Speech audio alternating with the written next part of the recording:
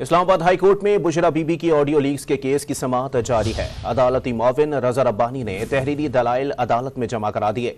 दौरान समाअत attorney general ने in camera समाअत की अपील कर दी है। मजीद जानते हैं डॉन न्यूज़ के नुमाइंदे उमर बढ़नी से। जी उमर, अपडेट कीजिएगा।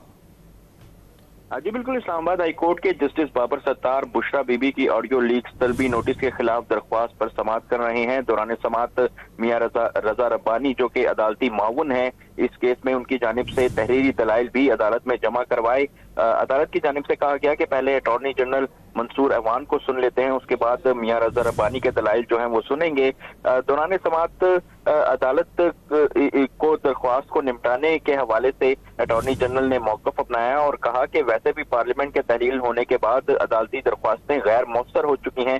जस्टिस बाबर सत्तार ने इस्तफसार किया कि क्या इलेक्ट्रॉनिक सर्वेलेंस की जा सकती है, कौन ऐसा कर सकता है। पाकिस्तान टेलीकम्युनिकेशन अथॉरिटी तो कह रही है कि उन्होंने किसी को इजाजत नहीं दी। अदालत ने इस्तफसार किया कि पहला सवाल तो ये है कि इलेक्ट्रॉनिक सर्वेलेंस कैसे हो रही है और कौन कर रहा है। इस हवाले से जो अटॉर्नी जनरल अनवर मंसूर हैं उनकी जानिब से इस्तदा की गई कि अदालत जो है इस केस की समाअत इन कैमरा करे, क्योंकि जो खुफिया इदारों के जो इख्तियारात हैं उनसे मुतल्लिक इन कैमरा ही ब्रीफिंग दी जा सकती है। जस्टिस बाबर सत्तार ने इस्तफसार किया कि थोड़ा सा समझा दें, क्या निजी टेलीफोनिक गुफ्तगू रिकॉर्ड की जा सकती है, कौन इजाजत देता है, कानून क्या कहता है। अटॉर्नी जनरल ने कहा कि पहले ये तय करना होगा कि रिकॉर्डिंग खुफिया इदारों ने की भी है या नहीं।